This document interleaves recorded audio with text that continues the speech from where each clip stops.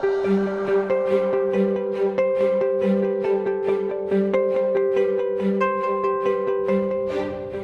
left our time Sunday with Alex and Jessica really processing one thing. Are we living gospel sent? Are you living your week looking for opportunities to share the gospel and be a light where you work, where you play, and where you live? You know, I was so encouraged by Alex's testimony and Jess's words in our class on, how they impact where they live for the gospel. And I do think for us, really figuring out how to not just live our lives for ourselves, but how to be a light and to be clear and to be bold. All those things are tough, but I think we received some great encouragement as a group on how to do that.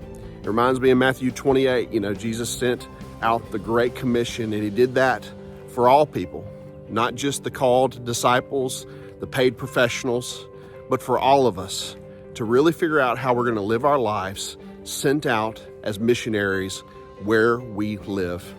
And so I think for you and I this week, that's the real challenge, is to pause and ask God for opportunities of people that might have sensitive hearts or needs, that we can show them that Jesus is the only answer.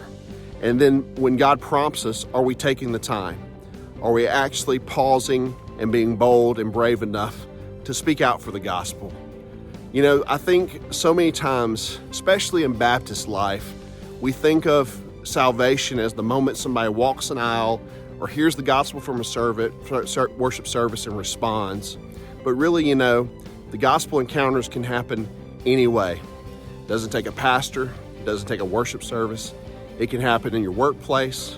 It can happen in your home with your children. And it can definitely happen where you play, where you live, with activities with your kids, places you go. Are we being sensitive?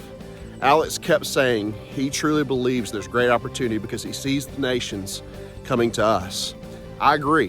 When I walk around Norcross, go to different places, there's a ton of different types of people.